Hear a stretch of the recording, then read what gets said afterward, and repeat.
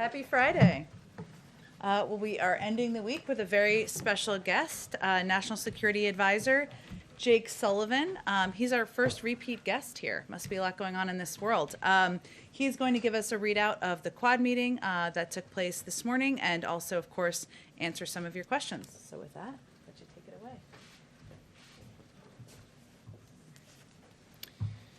Thanks, Jen. Good to see everybody today. So as Jen said, this morning, the president hosted the first ever Quad Summit, the first time that this group gathered at the leaders level. Of course, they gathered virtually because of the constraints of COVID-19. Each of the leaders independently in the course of the meeting referred to this event as historic because it cemented a group of strong democracies that will work together going forward to secure a free and open Indo-Pacific. The President noted in his opening remarks that this is the first multilateral summit he's hosted since taking office, and that's on purpose. It reflects his view that we have to rally democratic allies and partners in common cause, and his belief in the centrality of the Indo-Pacific to the national security of the United States. During the meeting, the leaders addressed key regional issues, including freedom of navigation and freedom from coercion in the South and East China Seas, the DPRK nuclear issue, and the coup and violent repression in Burma. The president and his counterparts also spoke to the competition of models between autocracy and democracy and expressed their confidence that despite setbacks and imperfections, democracy is the best system to deliver for people and to meet the economic, social, and technological challenges of the 21st century. And I have to say that over the course of the meeting, a sense of optimism for the future, despite the hard times we're in, was on full display. The four leaders did discuss the challenge posed by China, and they made clear that none of them have any illusions about China. But today was not fundamentally about China. Much of the focus was on pressing global crises, including the climate crisis and COVID-19.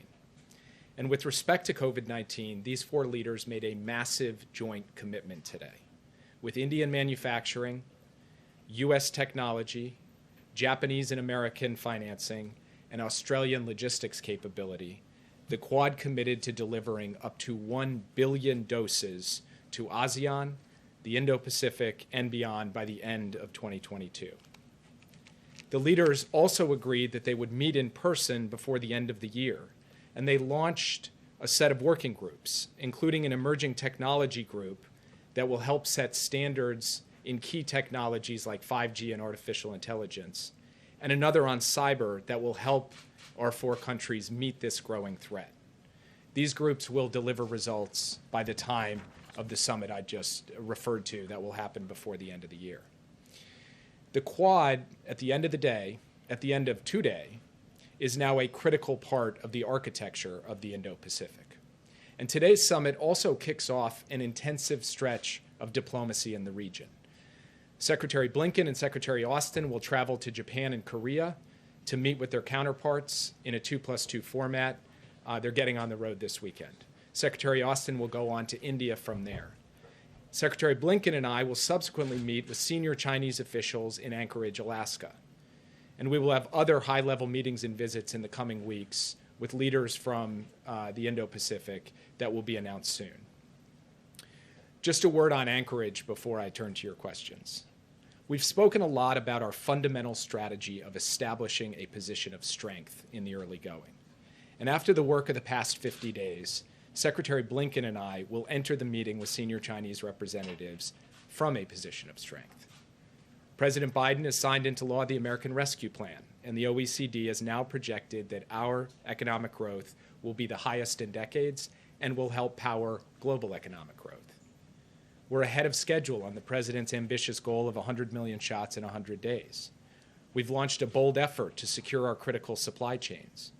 We've reclaimed our place in key international institutions, and with the current presidency of the UN Security Council, we passed a strong statement on Burma just this week. We've revitalized our alliances in Asia and Europe. Last week with the Europeans, we agreed to a pause in tariffs in the long-running Boeing-Airbus dispute, and we executed a strong joint response to Russia's poisoning of Alexei Navalny. we've begun deep consultations with our European partners on a common approach to our concerns with China. In Asia, just in the last few days, we've reached new hosting agreements for our troops and our bases with both Korea and Japan. And now we've taken the Quad to a new level. So make no mistake, today is a big day for American diplomacy. This summit is a big deal for the president and for the country, and we are looking forward to the work ahead. And with that, I would be happy to take your questions. Yeah. Thank you, sir. Jennifer Jacobs from Bloomberg News.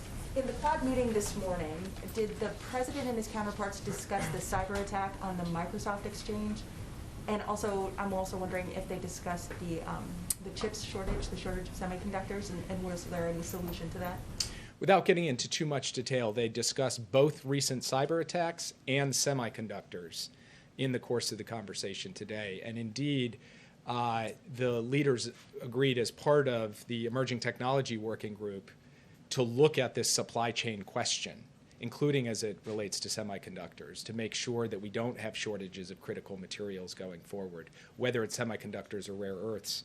And with respect to cyber, the impetus behind this new cyber working group is not just the SolarWinds incident or the Microsoft Exchange incident, both of which the United States is responding to with urgency, but also cyber attacks that have hit Japan, India, and Australia just in the past few weeks and months. So this is a common challenge that we face from both state actors and non-state actors, and we do intend to make the Quad a central vehicle for cooperation on cyber. Yeah. On this cyber attack of Microsoft, can you give us a sense at all of the scope and scale of this, how it might compare to SolarWinds, and is this still ongoing? It is still ongoing in the sense that we are still gathering information. We are still trying to determine the scope and scale. It is significant, but the precise number of systems that have been exposed by this vulnerability and have been exploited either by nation-state threat actors or ransomware hackers or others, that is something that we are urgently working with the private sector to determine. It is certainly the case that malign actors are still in some of these Microsoft Exchange systems, which is why we have pushed so hard to get those systems patched, to get remediation underway. And the U.S. government is mobilizing a robust whole-of-government response to it.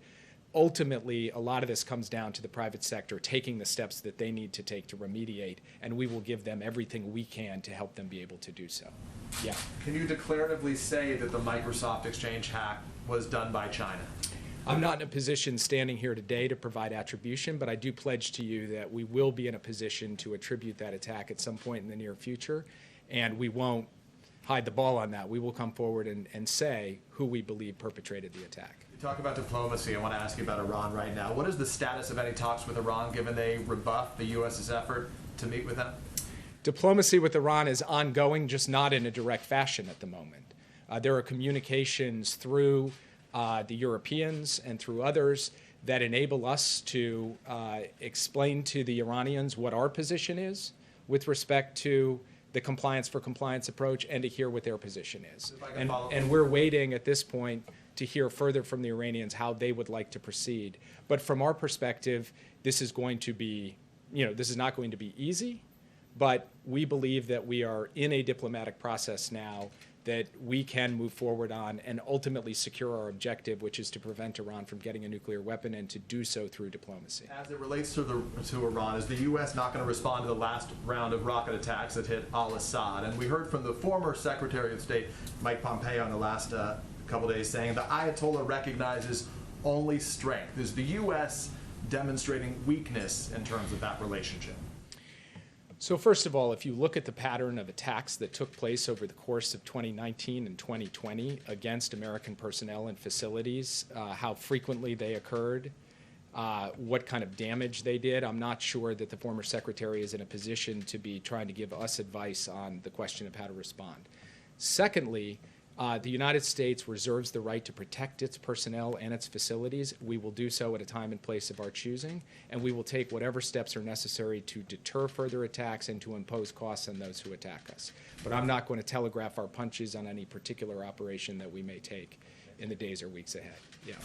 Thank you, Jake. John Fulmer with the Associated Press. On a sort of broader picture, as a candidate, now President Biden called Saudi Arabia a pariah. He vowed a new approach on China. He vowed to be tough on Putin.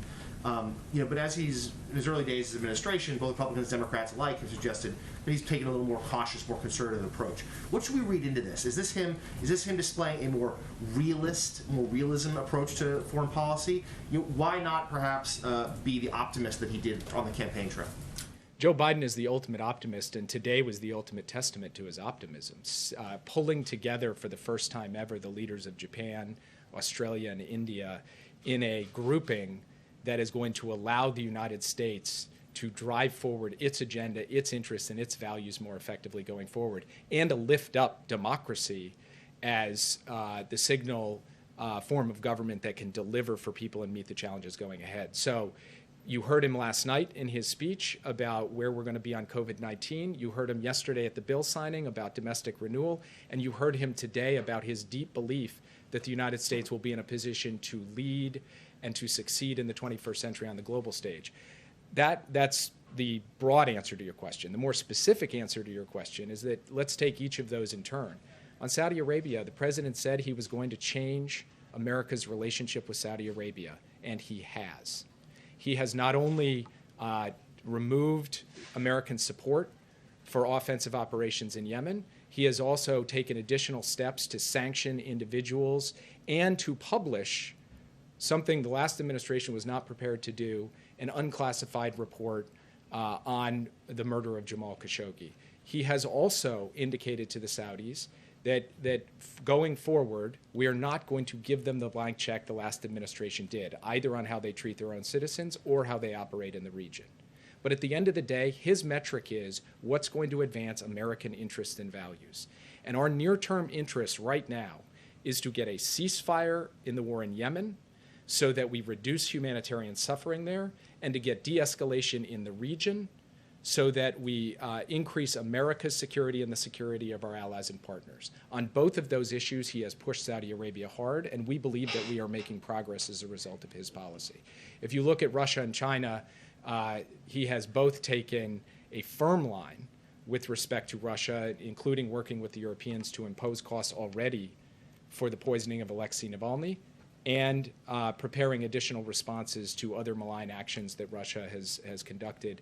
And as far as China is concerned, the United States, as he has said repeatedly, believes that we are going to end up in a stiff competition with China, and we intend to prevail in that competition. And he is amassing the sources of strength we need to be able to prevail. And that is 100% in line with everything that Joe Biden said on the campaign trail. And 50 days in, we believe we are in a better position to deal with the challenge from China than we were the day that he took office. Yeah. Jake, Stephen Portnoy from CBS News Radio. Thanks for coming in and taking our questions. I want to ask you a question about immigration diplomacy. When he was vice president, Joe Biden went to Guatemala in the summer of 2014. You were on that trip as his national security advisor at the time. He went because of what was then an unprecedented surge of unaccompanied minors coming across the border.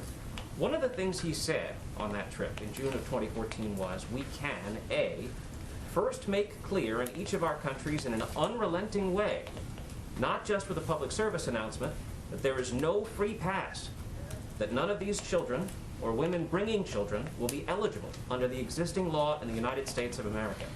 He said that was number one, and then he went on to describe root causes and American aid.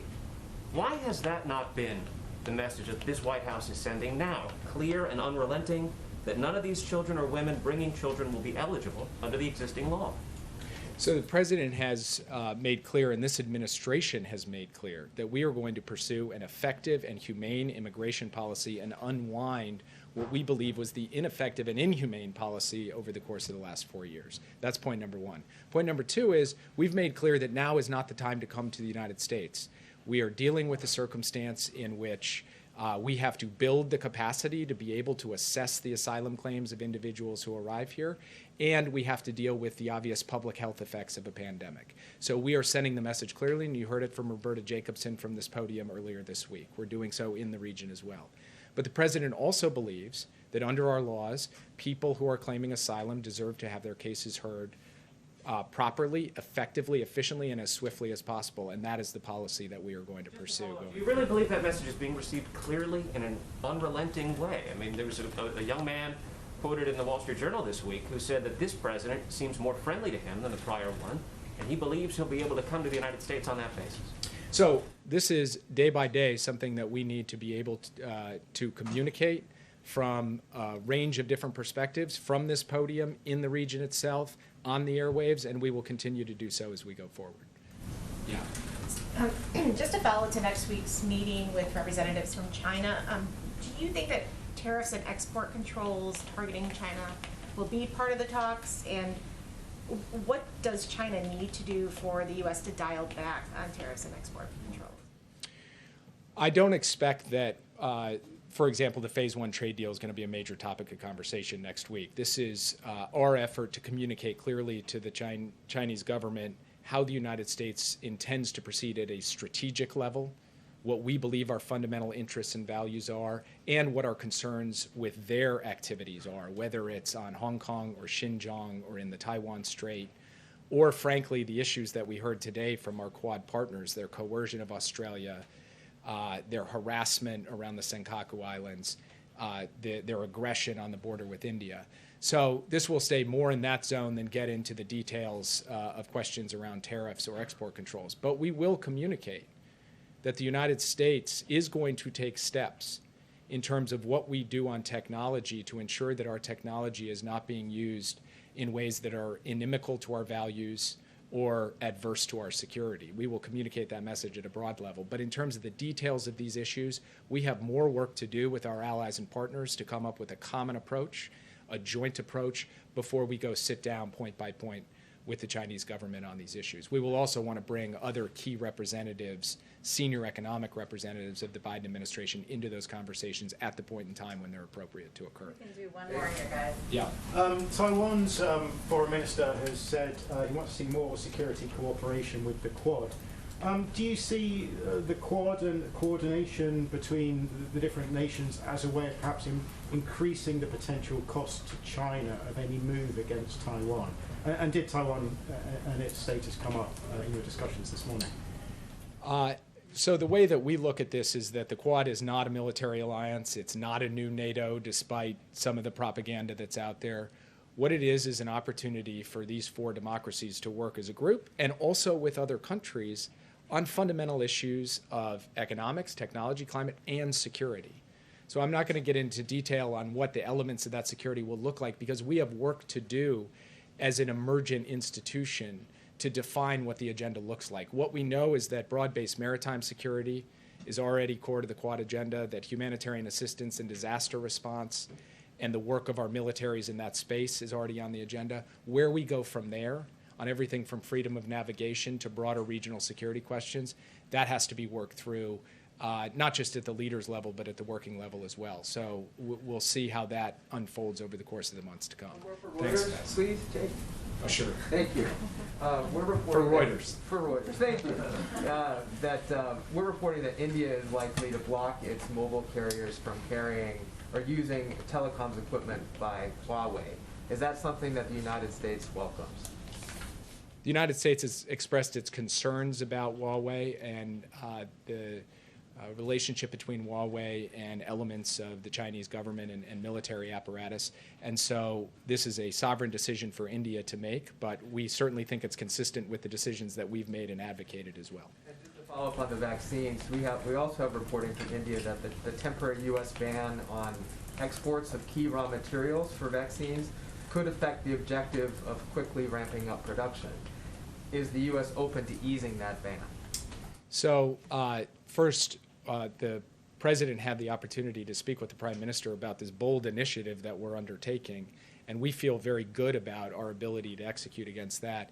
Secondly, I do not believe that there is an export ban, but the United States will happily work with countries around the world to make sure that we are doing our part, not just to make sure every last American citizen is vaccinated as quickly as possible, but that the rest of the world gets vaccinated as quickly as possible as well. So I'll leave it at that. Thanks, guys. Thank you, Dave. Okay, just have a couple of items at the top. Given all of the news in the speech last night, I just wanted to just give a brief overview of some of the announcements the president made about how we were going to, that give more detail, I should say, on how we're going to meet his commitment of course, directing states to ensure that every American is eligible to receive the vaccine by May 1st, how we're going to expedite it, and how we're going to get to the point where we are having July 4th barbecues. So first, he announced the plans to deliver vaccines directly to up to 700 additional community health centers that reach underserved communities, bringing the total number of community health centers participating in our federal vaccination program to 950. And this is hugely important as we're talking about addressing access, vaccine hesitancy, meeting people where they are in communities, because these health centers are trusted places in many communities where people go and they get regular health services, and so this will dramatically increase that. We're going to double the number of pharmacies participating in the federal pharmacy program. When we first announced this, if you all remember, we announced that it was a pilot program and we're going to see how it went. It's extremely successful, and it has been very effective around the country. And so now the vaccine will be available at more than 20,000 pharmacies across the country.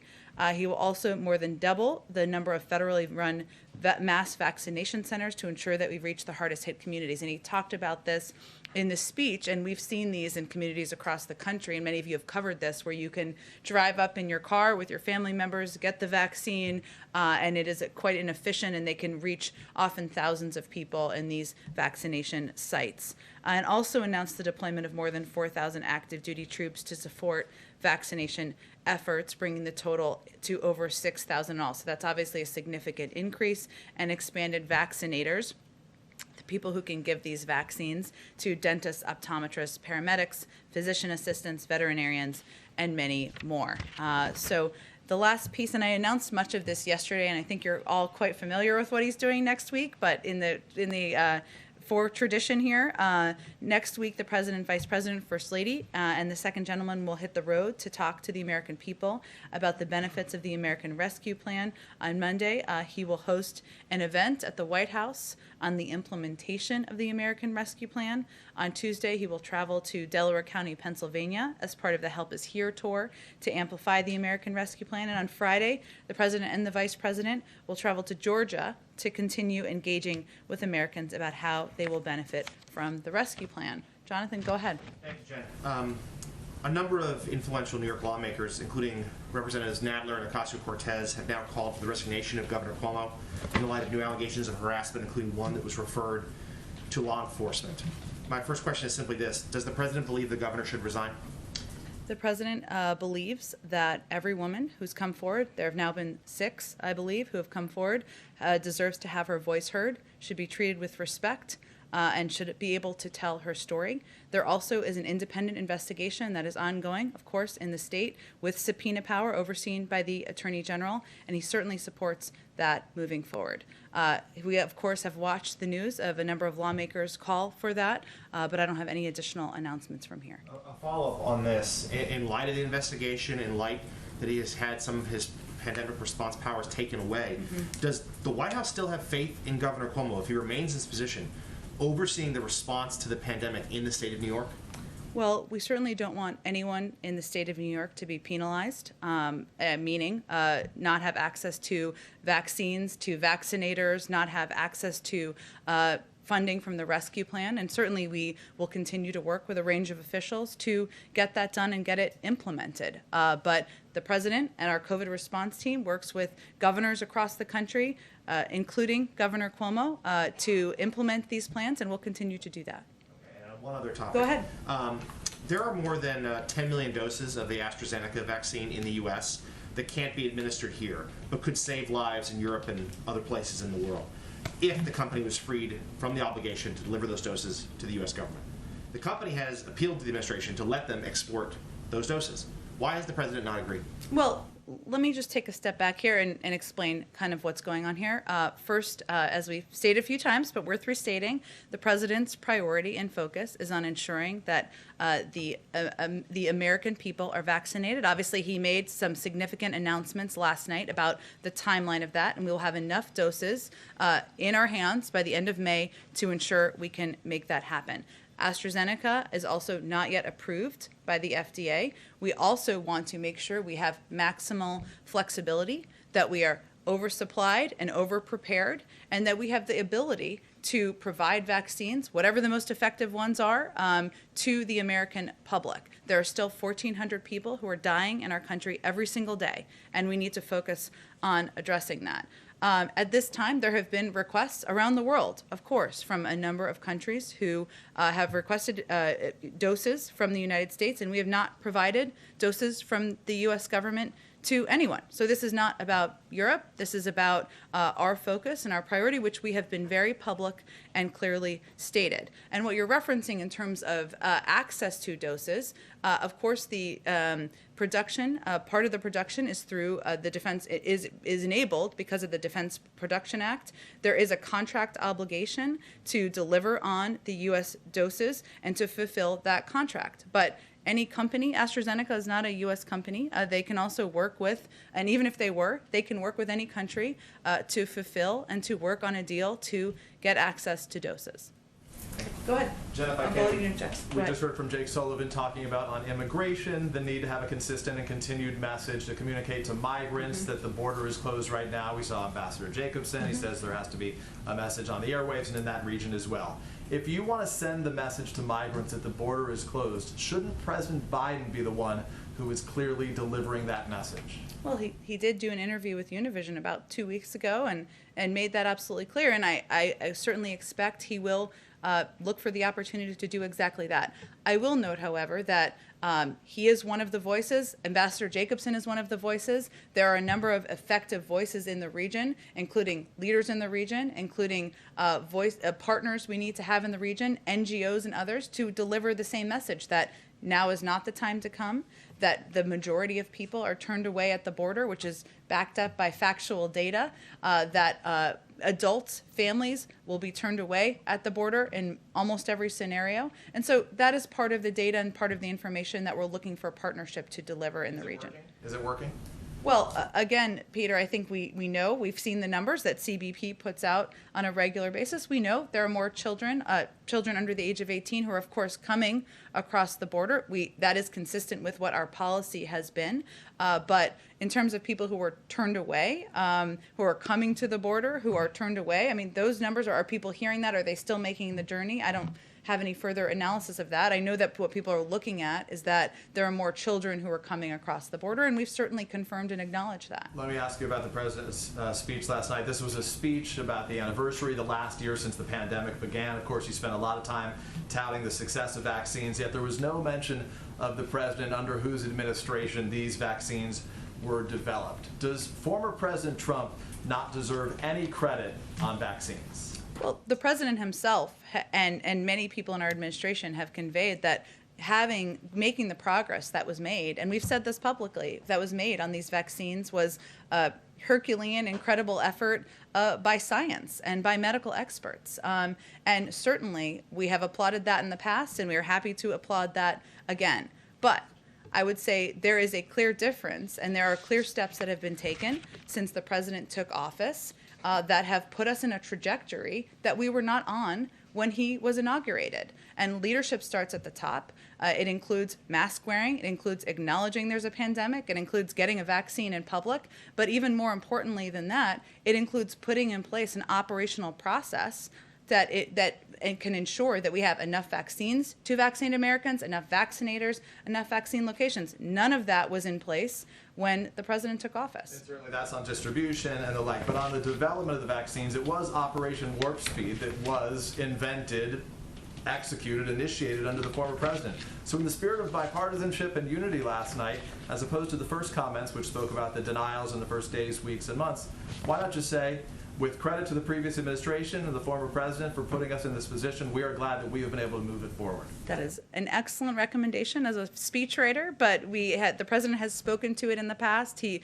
has applauded the work of medical experts and scientists and the prior administration. And what the purpose of last night's speech was to give an update on what his administration has been doing, what he has done since he took office, the progress that's been made. what the work is ahead, provide a light at the end of the tunnel, and ask Americans to engage in the process and do what's needed to be done so we can get to those July 4th barbecues. And in fairness, as he said, to bring all Americans together, which is why I asked. Of course that is, but I would say that Americans are looking for facts, they're looking for details, they're looking for specifics, and I don't think they're worried too much about applause from 6 months ago when the president has already delivered that publicly. Go ahead. You just said that leadership starts at the top when it comes to getting COVID vaccines out, but when you describe the messaging on immigration, you're talking about leadership from Ambassador Jacobson and many others getting the word. And I don't think that's what I said, but you were explaining why President Biden is not out here. I actually, to be factual, because we're all about facts, I actually started by saying he did an interview with Univision just 2 weeks ago, and that he would look for opportunities to continue to deliver that message clearly himself, but that there are a number of voices that are important and effective and can be heard in the region, and that we will certainly use a number of voices to communicate directly in the region. So we've heard from some folks down at the border in Brownsville, Texas specifically, of migrants who are being tested by some of the NGOs down there for COVID. They test 1,700. At least 204 positive tests so far. That's over a 9% positivity rate, more than double the national average. So what is the federal government doing to protect the citizens of a town like Brownsville, Texas? Well, I don't know where I'm not questioning the data, but I certainly would refer to CBP, and I'm happy to get more specific data.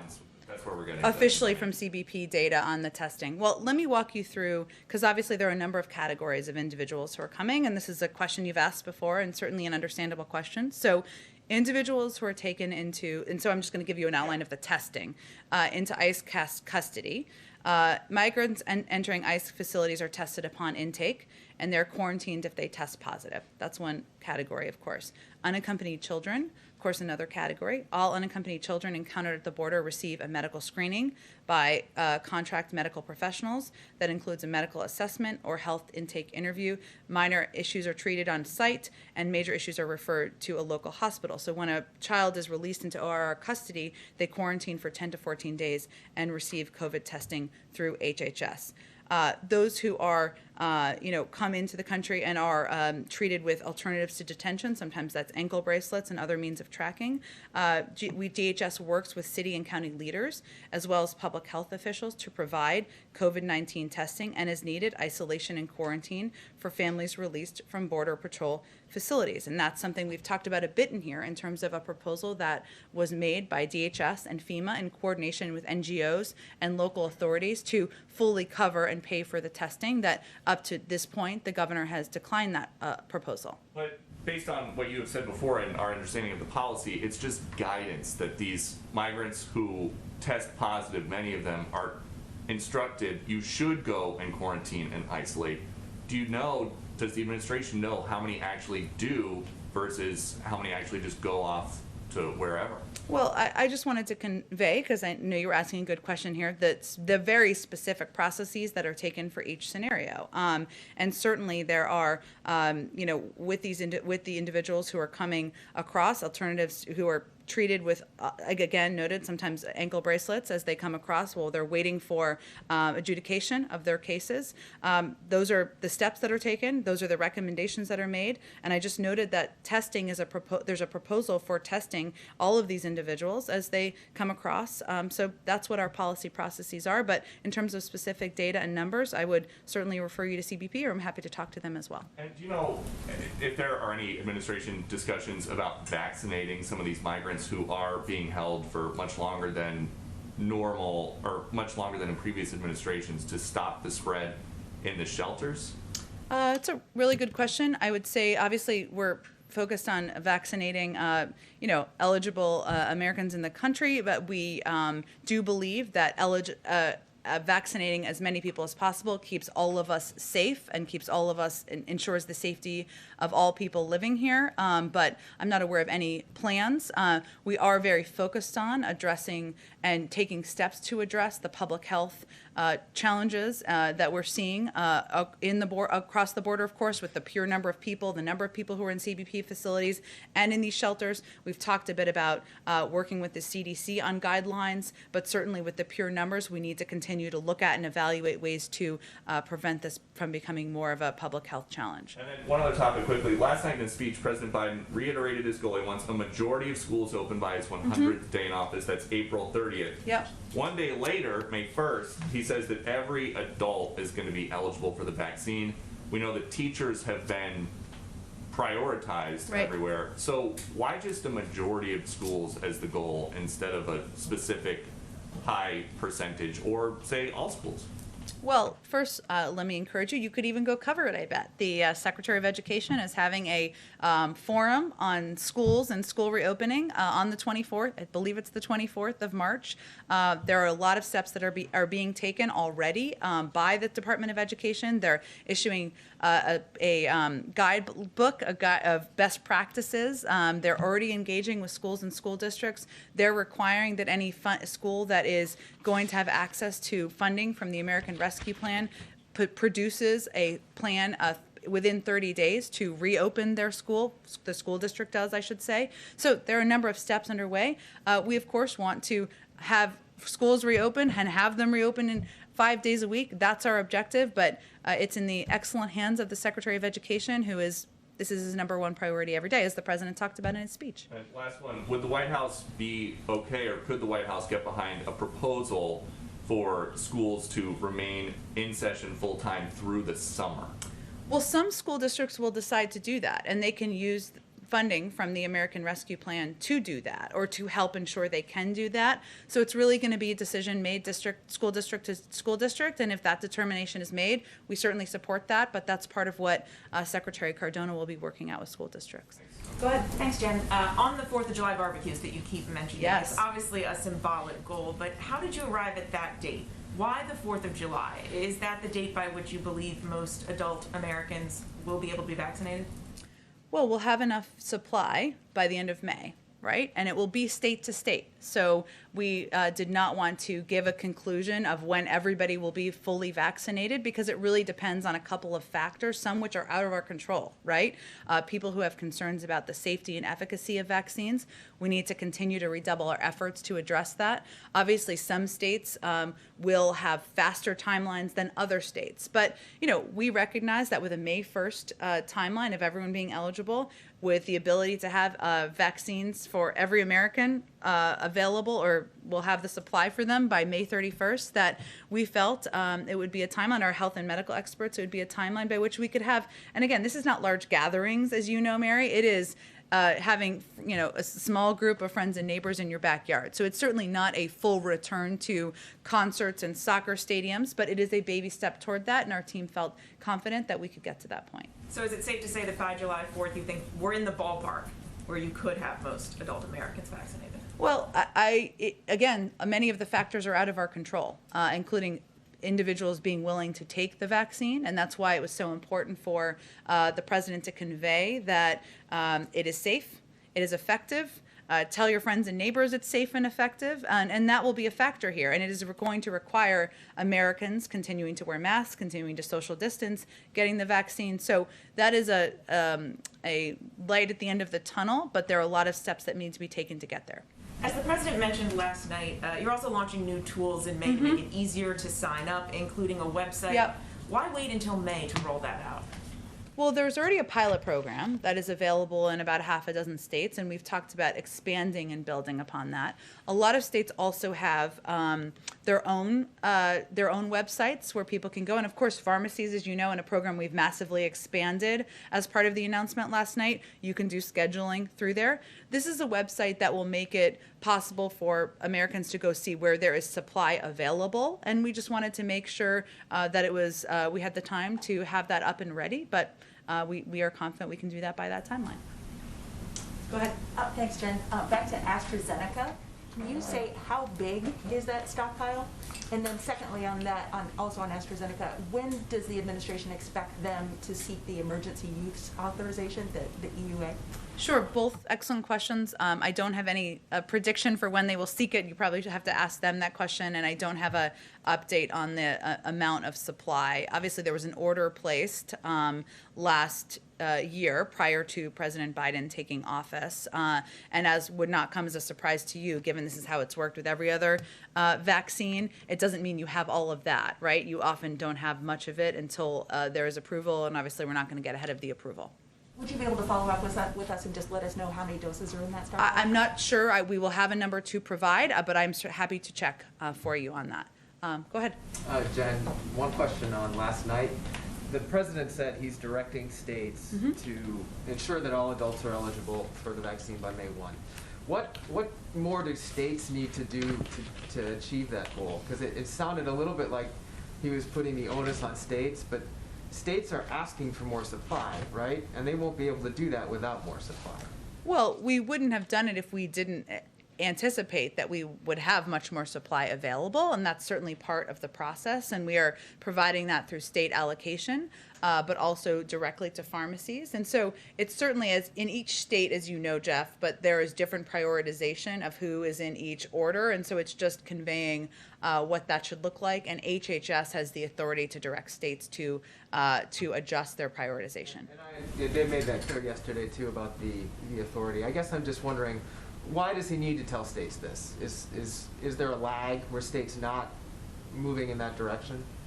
I think it was making clear that this was his expectation of its being a leader of governors and leaders in the country of when, and providing some clarity to the American public about when they can expect to be eligible. Now, some states will move faster than others, and we certainly anticipate that. Some states that may have smaller populations or bigger supplies as a result, relatively so, I should say, they may move faster, and that certainly is something we encourage. But he wanted to provide certainty and a timeline for the American people so that they can expect when they can be eligible. And, for months, he's leveled with the American people. He tried to do that last night, and many of you have asked for a timeline for eligibility, a timeline for vaccine supply, and a timeline for back to normal, and he was venturing to do that last night. Okay. And one follow-up on AstraZeneca. You've made very clear, and the president has made very clear, that the goal and priority is Americans. Does he see any moral dilemma in sitting on some vaccine, we don't know the exact amount, that has been approved elsewhere, that could be saving other people's lives in other countries, while the process drags on for however long it will in the United States? Well, we don't know, and can't anticipate, as you know, when the process will conclude. But I think his view is that his first obligation, is to addressing what is still a crisis in our country, right? And what is still a circumstance where, yes, he outlined last night that there's a light at the end of the tunnel, but 1,400 Americans are dying every single day. And he wants to have, as the leader of this country, maximum flexibility. Now, as Jake just outlined, he also wants to be a key member of the global community and send the message that we want to be collaborative and cooperative and work with other countries to get the global pandemic under control. No doubt that is a tricky balance, but in the middle of a pandemic, we're still at war with the pandemic. It was a priority to him to ensure that he has maximum flexibility as the leader of this country. Go ahead. Just a follow-up clarification on the prioritization. So last week, or earlier this month, the White House called on states to prioritize teachers and vaccinations. Now the White House is saying states should open up eligibility to everyone as soon as possible. So by May 1st, yeah. So what does that mean right now for advising states on priority groups? Should they be getting rid of them? Should they keep them intact? I mean, should they still be focusing on teachers right now? And how do they square all of this stuff, given that they're saying that they have shortages of vaccines right now? Well, I think there are some who are saying that and some who are not. And obviously, we've been increasing supply nearly every single week. Actually, every single week we probably have been increasing supply. And as you all know, we will also have more and more doses we'll have access to as the federal government to ensure that states are getting an increase in supply. It's going to be decisions made state by state on how they provide clarity to the people in their state. I believe Alaska is a state that has already moved to eligibility for everyone. So there are probably models that some states can look to. Teachers remain prioritized, and that is done primarily through the pharmacy program. It's been quite successful. I have not heard reports of confusion in recent days at all about that program and the implementation of it, but each state will have to decide how they implement and their timeline, and he is just giving them the time to be able to implement in advance of May 1st. Go ahead. Jen, the president took pains last night in his speech to condemn attacks on Asian Americans. Called un-American and wrong, they must stop. Does the president believe that his predecessor had anything to do with the rise in attacks on Asian Americans? I think the president has spoken about the concerns he had about the rhetoric and the provoking of hate speech by his predecessor. And I think he's not made a secret about that. But we're looking at this moment, 50 days into an administration, where there are still, many in the Asian American community still live with fear, still are being threatened, still are being attacked. And he felt it was important for him as the President of the United States and leader of this country to make clear that that's not acceptable and to condemn that during his first primetime address. And so that was more, not a reflection of his thinking about his predecessor, more about looking at what people are still facing in this moment. Is there anything more the administration can do on this point? There's a push on the Hill, I understand, to have a DOJ official take on this problem. Is that something that the president would support? And if absent legislation, is there something he could do or order the attorney general to do? I think he would expect the Attorney General would make decisions independently about how to best address. And I'm happy to talk with our policy team and see if there's more. Obviously, he signed the executive order in the early days and condemned these actions last night, and certainly would expect, as I said, the Department of Justice to make independent decisions, but I can see if there's any more specific policy actions we can take. Quick question about next week. This is the first Irish president in some time. Any plans for St. Patrick's Day, even here at the White House? I expect we will have more to preview. We, of course, will be recognizing St. Patrick's Day, but I will have more to preview for you on what that looks like probably later in the weekend or early next week as it's being finalized. Go ahead. Yeah, following up on the earlier questions about July 4th, in order to reach that goal, I mean, is there a certain percentage of Americans that need to be vaccinated? Or if there's no number, what does the situation need to look like? Do we need to continue on the pace that the country has been on in recent weeks?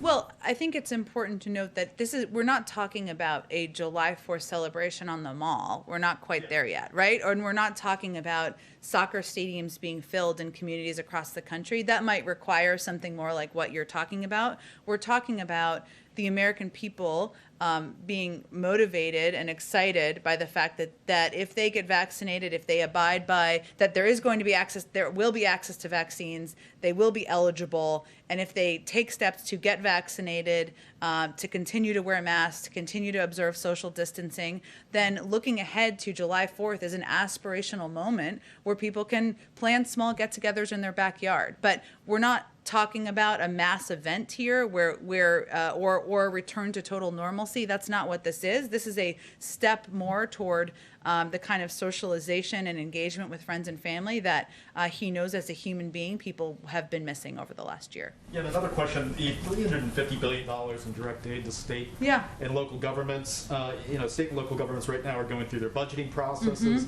When might they be, has the White House been able to determine when they'll be able to start getting money from that aid? Will it be in one large chunk from municipalities and states, or will it be over a staggered time? What have you been able to determine through the Treasury Department? Yeah, that's a great question. I know Treasury is working hard at ensuring that this money is getting out the door, the portions of the money they're overseeing, but I'd have to talk to them more about how that will be implemented or pushed out specifically. And kind of what the timeline for that will be. And hopefully we'll have more of an update on that early next week, but I'll see if anything is ready before then. Yeah, one more final question. Under the American Rescue Plan and the $1,400 checks that Americans receive, there are currently no protections to prevent debt collectors from seizing stimulus checks during the last year, the second round of stimulus checks, had such protections. Senator Ron Wyden of Oregon has a standalone bill that would provide those protections. Does the president believe debt collectors should have access or should not have access to that money, and does he support the Wyden bill? I haven't talked to our legislative team about that. I know there were a number of adjustments made post the implementation of the package in December to adjust and address issues like non-filers having access, ensuring that we were reaching people who weren't reached and were eligible. So I would have to talk to Treasury about whether they have a concern about this at this point in time or whether protections have been put in place. One more I forgot about. The 4,000 military personnel that the federal government plans on extending for the acceleration of vaccines. Has it been determined where they are going? Is it to help at vaccination centers, mega sites? Can you talk more about the deployment of those soldiers? They typically help in all sorts of locations where help is needed and determined in coordination with local governors and local elected officials and folks who are overseeing these centers. So it's really case by case and state by state, but I don't have a breakdown of where they'll be going quite yet. Go ahead. Last night, the president again said more Americans had died from COVID-19 than died in World War I, World War II, Vietnam War, and now at 9/11. The numbers don't bear that out. So why has he said that again for a second time? Well, I think I'll have to check on that specifically for you. I don't have the numbers all in front of me either, but if it's important to you, I will follow up with you after the briefing on it. Well, you've been called out for it once before, so it was a surprise. We know he did a line-by-line edit, so it's a surprise that it went in again. Well, I'm glad you're focused on the important business, but I'm happy to check on it for you. Go ahead in the back. Hi, Eric Phillips with CBN News. Thanks for taking my questions. Wanted to know, first of all, considering the challenges at the southern border right now, what specifically can faith-based organizations do to help meet that challenge? It's a great question. I mean, faith-based organizations are an incredibly important part of the NGO community, as you know, as it relates to addressing immigration in a humane way, and oftentimes helping to find, helping to connect these unaccompanied children with safe and vetted homes or sponsor homes. That's a key role that they play. They also play a key role in working with local communities on addressing needs that come up, NGOs broadly, but many of them are faith-based as well. So, I think we see faith-based organizations as an important partner in addressing the challenges we're facing at the border and ensuring that these kids who are coming across are treated humanely, or find safe shelters and safe locations to be while their cases are being adjudicated, and they play vital roles at most steps in the process. When it comes to the vaccine, the administration is saying, hey, get vaccinated as soon as you can with the vaccine that's available to you first. Yeah. But what do you say to a significant segment of the population that has a moral problem with the Johnson & Johnson vaccine because the company uses cells from aborted fetal tissue in its manufacturing process? Well, I know that the Vatican has conveyed that all 3 vaccines are safe and effective, and I know that is a powerful authority for many who are close to their faith.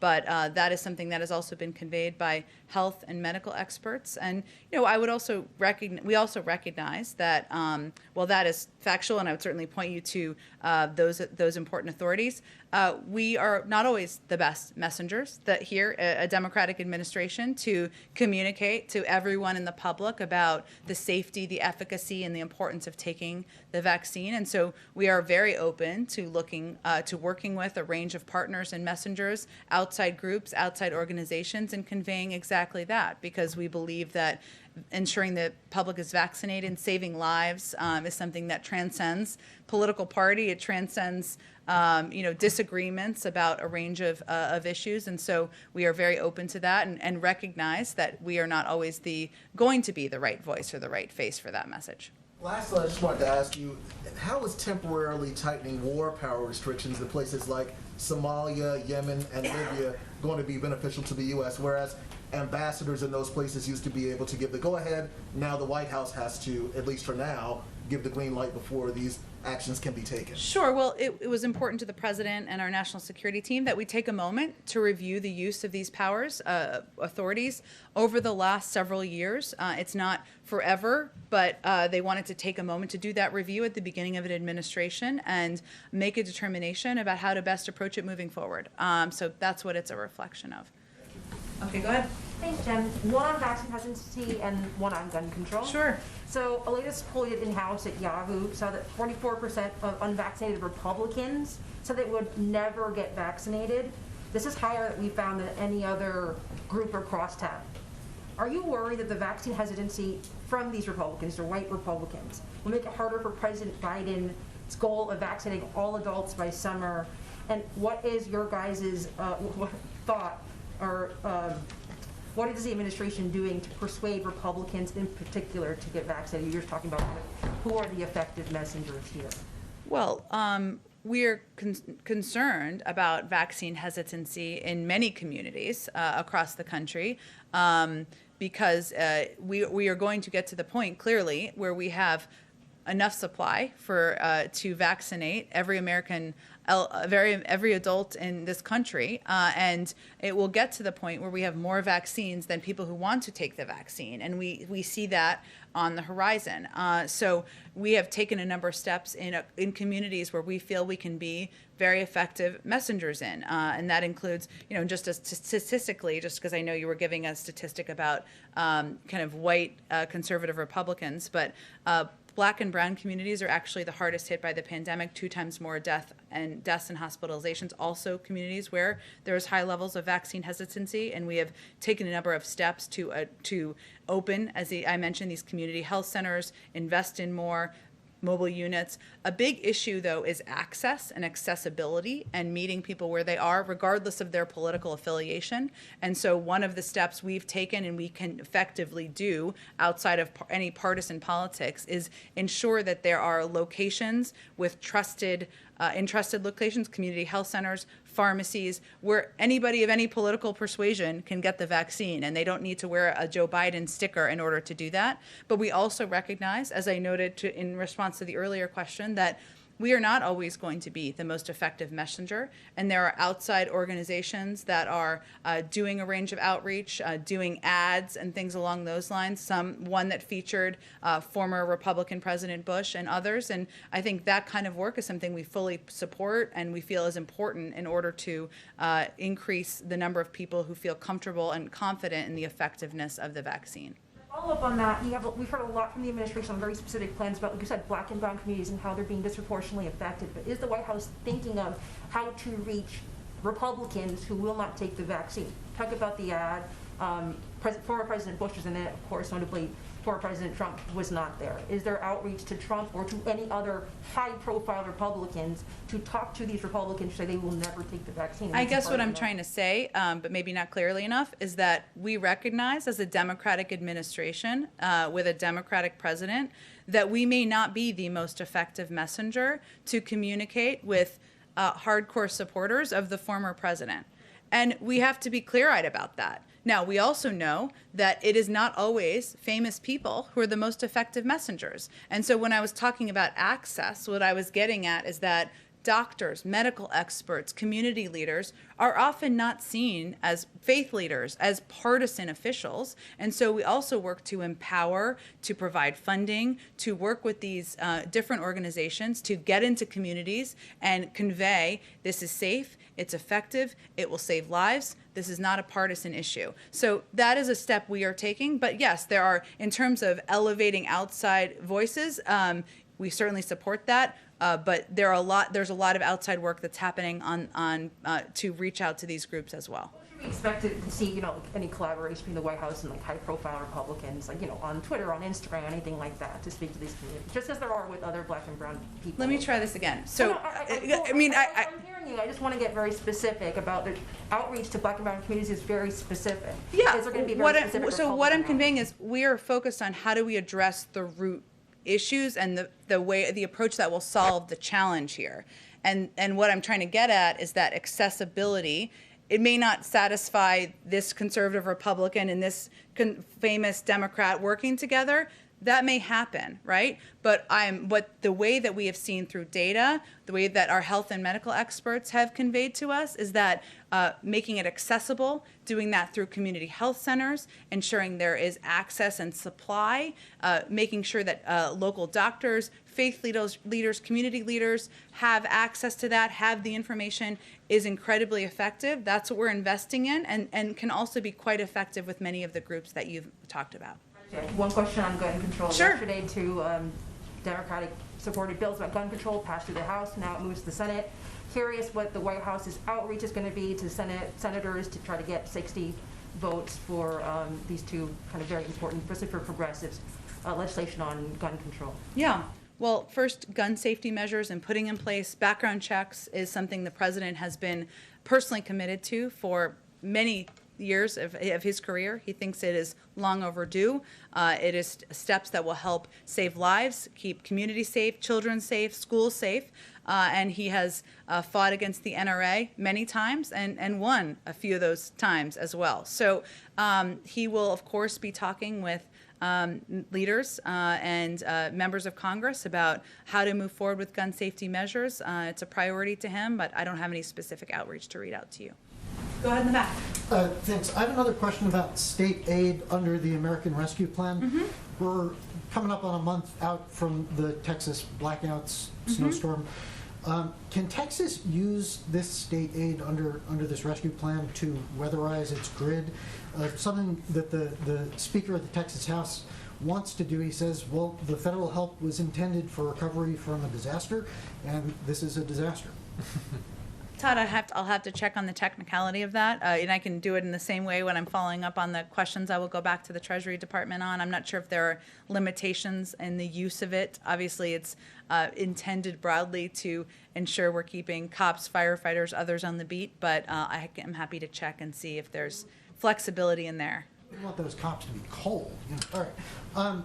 Follow up on yesterday, you said 64,000 frontline DHS workers have gotten vaccinated. This was part of the spat with Governor Abbott. Yeah. Governor Abbott said today that there's a mass vaccination clinic next week for Border Patrol agents in the Rio Grande Valley, and he's saying that is coming in response to the pressure that he's put on the administration. How many frontline workers have not gotten shots? And was this a response? How many Border Patrol agents have not received shots? You'd have to ask them that specific question. What I was conveying is that it's a priority. We've made it priority. DHS has made it a priority. I think that existed prior to Governor Abbott pressure. I'm not sure what the format the pressure took, but we certainly are happy that he's happy to hear that we're vaccinating Border Patrol agents. Totally unrelated question. There was a bill filed a couple days ago by a bipartisan group of senators and congressmen called the Journalism Competition and Preservation Act. I'm not sure if you're familiar with it. It's the one that would give news organizations a temporary exemption from antitrust so that they could collectively bargain with Facebook and Google like the Australia law. Does the administration have a position on that? I'll have to check. Sounds interesting. I want to know the answer. I will check and see if we have a position on it. Go ahead, Matt. Considering that the US has a much better success rate in terms of COVID vaccinations than the European Union, is there an exchange between the US and Brussels, and what kind of advice would you have to the Europeans to do it better? We absolutely are coordinating, discussing, sharing best practices, and of course addressing the global pandemic is something that comes up in nearly every conversation, if not every conversation, the President, our Secretary of State, National Security Advisor have at every level. There are a lot of lessons we've certainly learned over the last couple of months, and I'm sure our team would be happy to share them. And you're right, we are now vaccinating more people on a daily basis than any other country in the world. Thank you, Jen. Thanks, everyone. You too.